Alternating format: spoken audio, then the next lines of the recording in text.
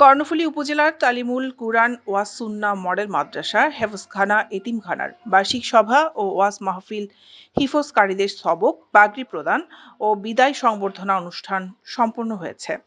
শনিবার ২২ ফেব্রুয়ারি বিকেল থেকে রাত পর্যন্ত মাদ্রাসা কার্যালয়ে অনুষ্ঠানে প্রধান অতিথি ছিলেন বিশিষ্ট ব্যবসায়ী আলহাজ কামরুল ইসলাম। আয়োজিত প্রতিষ্ঠানের প্রতিষ্ঠাতা ও পরিচালক হাফেজ মোহাম্মদ হাবিবুল ইসলামের সভাপতিত্বে এবং পরিচালক হাফেজ মোহাম্মদ মঈনুদ্দিনের পরিচালনায় অনুষ্ঠানে প্রধান মুরব্বী ছিলেন জামিয়া হেমায়েতুল ইসলাম কোয়গ্রাম মাদ্রাসার পরিচালক আল্লামা আতাউল্লাহ হোসাইনি। প্রধান মেহমান ছিলেন ক্রসিং মারকাজুল উলুম মাদ্রাসার সহকারী পরিচালক মুফতি ফয়জুল্লাহ। প্রধান বক্তা ছিলেন জিরি মাদ্রাসার সিনিয়র মুহাদ্দিস মাওলানা শাহাদাত হোসেন। বিশেষ বক্তা ছিলেন জিরি মাদ্রাসার সিনিয়র শিক্ষক মাওলানা নোমান জাহাঙ্গীর, মহিউসান্না মাদ্রাসার সিনিয়র শিক্ষক মাওলানা রফিকুল ইসলাম, জামিউল উলুম বিংরুল মাদ্রাসার সিনিয়র শিক্ষক মাওলানা জাকারিয়া।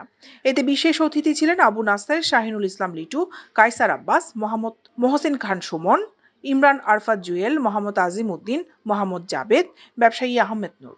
এবার অত্র মাদ্রাসা থেকে ৪ জন শিক্ষার্থী হিফজ সম্পন্ন এবং ৩ জন শিক্ষার্থী সবক গ্রহণ করেন এবং ১১ জন শিক্ষার্থীকে পাগড়ি প্রদান করা হয়। অনুষ্ঠানে তালিমুল কুরআন ওয়াজ সুন্নাহ মডেল মাদ্রাসা হেফজখানা ও এতিমখানার সকল শিক্ষার্থী, শিক্ষক, শিক্ষিকাবৃন্দ এবং অভিভাবকরা উপস্থিত ছিলেন।